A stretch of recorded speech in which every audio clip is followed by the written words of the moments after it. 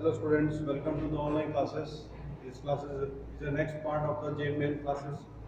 And dear students, last topic हमने start किया था जेन मेंस इंट्रोडक्शन के थ्रू, और इंट्रोडक्शन में आपको बताया था कि जेन मेंस और मेन बोर्ड में क्या डिफरेंस है, इसका क्या सिलेबस रहता है और क्या ब्लूप्रिंट वगैरह रहता है। इस बारे में हमने थोड़ा चर्चा कर ली थी। आज हम शुरुआत करते हैं फर्स्ट टॉपिक से।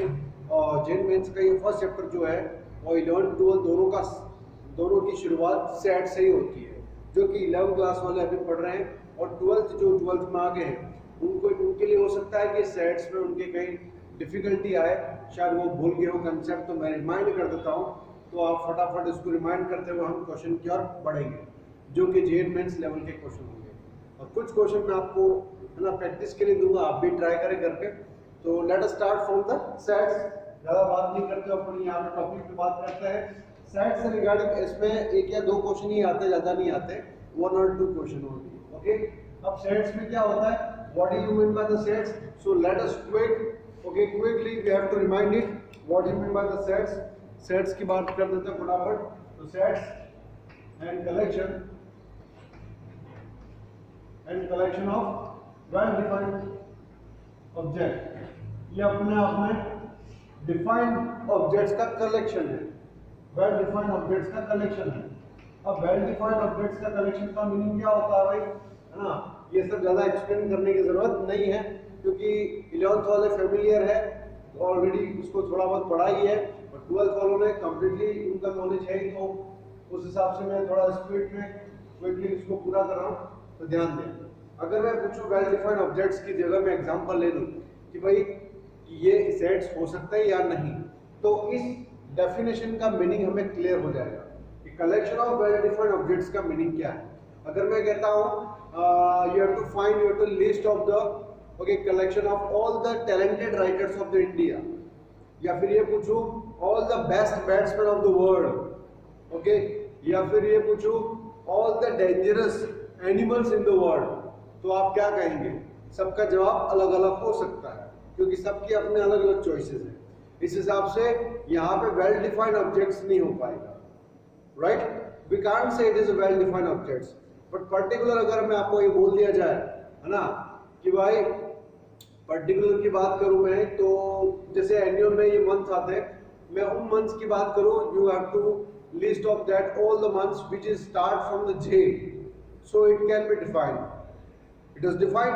तो आप बोलोगे जून, जुलाई, है ना, तो ये जितने भी मंथ है ये सभी जे से स्टार्ट होने वाले मंथ है, तो उनको आप डिफाइन कर पा रहे हो। इंडियन रिवर्स की बात करूंगा तो इंडियन रिवर्स को आप डिफाइन कर पाओगे, है ना। So that is called what? Sets. इनको सेट्स कह सकते हैं। तो ये सेट्स हो जाता है। अब सेट्स को दो तरीके से लिखा जाता है, यू नो दैट। एक का नाम है रोस्टर मेथड, दूसरा का नाम है set builder form. Set builder form. There are two types of the sets presentation.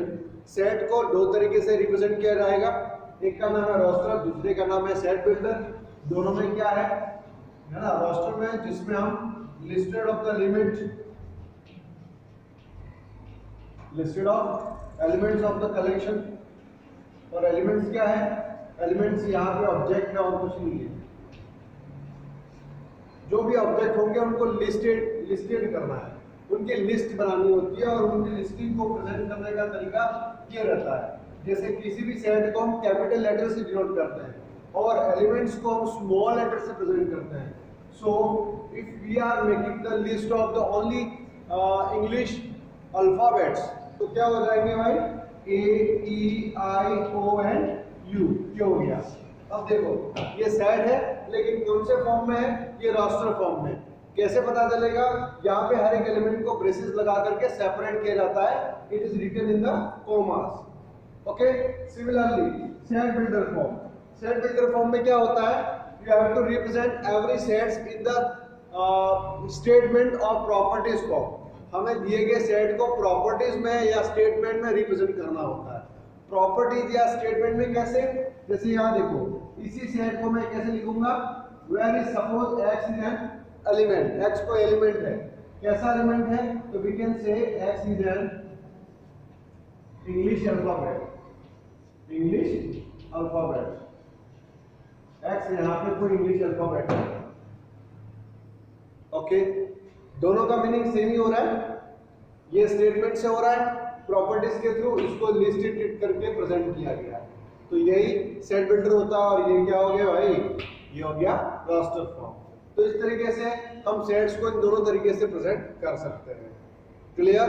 मैं एग्जांपल्स और क्वेश्चंस की बात लास्ट में करूंगा, एक बार कंसेप्ट को मैं रिमाइंड कर देता हूं, then after that okay let us see next the type of the sets. Type of sets में बहुत सारे टाइप्स के हैं, जिसमें से जो खास और जो मेन इंपॉर्टेंट है हम उन्हीं की बात करेंगे, जिनका रोल ज्यादा है, जिनसे बेस क्वेश्चन ज्यादा आता है।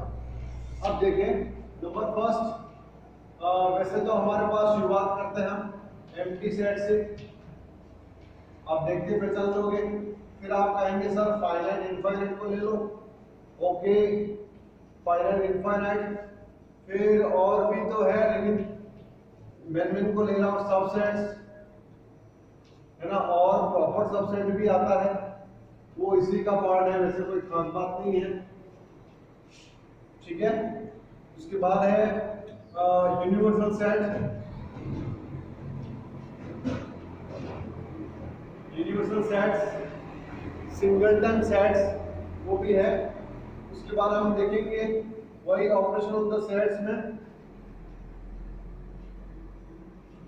ऑपरेशन ऑन सेट्स में भी देखेंगे, यूनियन ऑफ द सेट्स है वो वगैरह इसके बाद में आएगा, लेकिन एक रहेगी अपना नाम है पावर सेट, पावर सेट्स।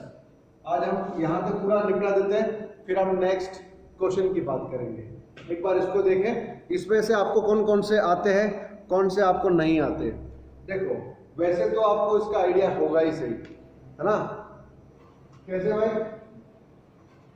यहाँ पे इसमें एग्जांपल के साथ में आपको रिप्रेजेंट करने की जरूरत नहीं है, लेकिन फिर भी एक और नाम उसमें जोड़ देता हूँ, equivalent set. You know that equivalent set? Don't know? Then okay, if you know that, then it is simple for you. Recently now let's we start from the sets type. The first topic, I mean the first kind is the empty sets. What do you mean by the empty set? Empty sets क्या होता है? अब देखो यहाँ तो बोल दिया कि collection of well defined object, यानी एक well defined objects का collection ही sets होता है, ये बात ओके है। But empty set भी हो सकता है क्या? जी हाँ, empty set भी हो सकता है, डिपेंड करता है सेट्स की कंडीशन पे। कैसे? क्योंकि ऐसे सेट भी आते हैं जिसमें कोई भी एलिमेंट एग्जिस्ट ना करता हो। जैसे एग्जांपल के लिए मैंने बोल दिया कि भाई x कोई नेचुरल नंबर है ना, और कंडीशन बता रहा है कि 2 to 3x लाइन कर रहा है। x कोई नेचुरल है, लेकिन वो लाइन कर रहा है 2 to 3 के बीच में। तो आप बताइए इसका क्या एलिमेंट होगा, x की वैल्यू क्या होगी? है भाई ऐसा कोई एलिमेंट हो सकता है, कोई नेचुरल नंबर जो 2 से 3 के बीच में आए, वो भी नेचुरल नंबर, ऐसा कोई सेट बन सकता है क्या? देखो इसको सेट में प्रेजेंट तो हमने कर दिया कंडीशनली, है ना, by set builder form, but actually इसका कोई भी एलिमेंट एग्जिस्ट नहीं करता है, इसलिए ये एम्प्टी सेट होगा, है ना, एम्प्टी सेट होगा जिसमें नो एलिमेंट होता है। नो एलिमेंट जिसका मतलब ये होता है ना, जिसको प्रेजेंट करता है फाई से। एक बात याद रखना, है ना, क्या कि भाई इसको फाई से डिनोट करते हैं। अगर आप ब्रेसेस में फाई लिखते हो तो ये गलत होगा, ठीक है, ये एम्प्टी सेट नहीं माना जाएगा। एम्प्टी सेट के लिए आपको ओनली फाई से डिनोट करना है, ये गलत होगा, ठीक है। बहुत सारे बच्चे ऐसे भी करते हैं। ओके, दूसरी इनसे रिगार्डिंग अगर कोई प्रॉपर्टीज है वो भी मैं बताऊंगा। नेक्स्ट की बात करते हैं अपन finite and infinite set. Finite set क्या है? ऐसे सेट जिसमें नंबर ऑफ एलिमेंट क्या है, काउंटेबल है, और इनफाइनाइट जिसमें बहुत सारे एलिमेंट्स होते हैं। सबसेट एंड प्रॉपर सबसेट में क्या डिफरेंस है, let's see. Subset and proper subset की बात करते हैं, और इससे रिगार्डिंग जो क्वेश्चंस है वो क्वेश्चंस मैं आपको सेंड या तो इसमें बता दूंगा या फिर मैं आपको सेंड कर रहा हूं, है ना, एक और वीडियो बना देंगे। तो subset and proper subset. Subset क्या होता है, एक छोटा सा एग्जांपल ले लेते हैं। सेट एलिमेंट्स अपन ने ले लिया 2 3 4 और भी ले लिया अपन ने 1 2 3 4 5, राइट। तो यहां पे देखो ए के वो सभी एलिमेंट जो बी के अंदर अवेलेबल है, ए के वो सभी एलिमेंट जो बी में अवेलेबल है, तो ए बी का क्या कहलाएगा? सबसेट। ए बी का क्या होगा? सबसेट होगा। तो ए बी का सबसेट, यानी जिसको डिनोट हम ऐसे करते हैं, A subset of B. Okay, वही बी ए का क्या कहलाएगा? सुपरसेट। ये इसके लिए क्या होगा? Where is B? Okay, B क्या होगा भाई ए के लिए? Where is cold? B is superset of the A. B A का क्या होगा? सुपरसेट होगा, और ए बी का क्या कहलाएगा? सबसेट। ओके, बड़ा सिंपल है कहानी, इसमें कोई दिक्कत वाली बात नहीं है। बट प्रॉपर सबसेट क्या है? प्रॉपर सबसेट भी यही कह रहा है। अगर हम ले लेते हैं इसी कहानी को, अगर हम लेते हैं, लेकिन इसमें क्या है प्रॉपर सबसेट में, जैसे इसमें ए के वो सभी एलिमेंट जो बी के अंदर अवेलेबल है, तो ए का हर एक एलिमेंट बी में अवेलेबल है, तो ए बी का सबसेट है। ठीक है, ओके, ए बी का सबसेट है, यानी बी के एलिमेंट में से कुछ एक एलिमेंट से बना हुआ नया सेट उसका सबसेट हो गया। लेकिन प्रॉपर सबसेट तभी कहलाता है जब बी में एटलीस्ट वन एलिमेंट,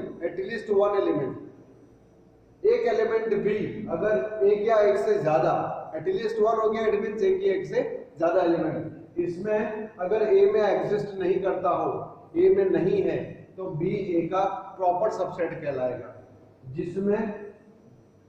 जिसको डिनोट कैसे करेंगे अपन? ए प्रॉपर सबसेट ऑफ बी, इसको डिनोट ऐसे करते हैं, है ना। और आपने पावर सेट में पढ़ा था कि नंबर ऑफ सबसेट कैसे फाइंड आउट करते हैं, नंबर ऑफ सबसेट, तो बहुत सारे बताते भी हैं कि सर नंबर ऑफ सबसेट निकालना कोई बड़ी बात नहीं है, 2 raised to the power n, है ना, तो इससे हम नंबर ऑफ सबसेट निकाल लेते हैं। वैसे ही अगर हमें नंबर ऑफ प्रॉपर सबसेट निकालना हो, नंबर ऑफ प्रॉपर सबसेट, तो उसका वो क्या होगा? 2 raised to the power n -1, है ना। ये होगा नंबर ऑफ प्रॉपर सबसेट को फाइंड करने का फॉर्मूला, एक छोटा सा फॉर्मूला, जिस तरीके से नंबर ऑफ सबसेट फाइंड करने का था। ओके, छोटा सा एग्जांपल ही है, you know very well, that is why I just reminding you, recalling you, so you have to concentrate at each one portion, ध्यान दें। और आप एनसीईआरटी की यूज से काफी ज्यादा, है ना, इसको कंसेप्ट को रीड आउट कर सकते हो डीपली, और क्वेश्चन का लेवल जो है, क्वेश्चन जो करने का तरीका है ना, ट्रिकली, लॉजिकली, सब्जेक्टिव तरीके से, कंसेप्ट के थ्रू, वो मैं आपको एक्सप्लेन करके बताऊंगा। ओके, सबसेट प्रॉपर हो गया। यूनिवर्सल सेट बड़ा इजी है। Universal set actually is what happen, देखो what is saying that and what do you mean by the universal set. Suppose that is 2 3 4 and that is what you can say 4 5 6, suppose ये मैंने ले लिया, ठीक है। अब universal set क्या होता है? एक सेट ये है, एक सेट ये है ना। अब यूनिवर्सल सेट वो सेट है जो दिए गए दोनों ए और बी सेट का सुपर सेट होगा, जो ए और बी दोनों का सुपर सेट होगा, है ना। यानी यूनिवर्सल सेट जो कि उस सेट से निकले हुए सेट, है ना, यहाँ पे उसके सबसेट कहलाते हैं। यानी यूनिवर्सल सेट क्या हो जाएगा? 2 3 4 5 एंड 6, ये यूनिवर्सल सेट हो गया। यूनिवर्सल सेट के मतलब लाइक अ वर्ड, ये पूरा वर्ड है, पूरा ब्रह्मांड है, जिसके अंदर जितने भी सेट है वो सभी उसके सबसेट होंगे। और यूनिवर्सल सेट हमेशा क्या कहलाता है? Super set of the given sets. याद रखना, super set of the given set, universal set, जिसको वेन डायग्राम में हम रेक्टेंगल के थ्रू प्रेजेंट करता है यूनिवर्सल सेट को, और उसके सबसेट को सर्कल के थ्रू, सर्कल के फॉर्म में रिप्रेजेंट करते हैं। ओके, ये हो जाता है यूनिवर्सल सेट। वही पावर सेट्स के बारे में देखते हैं।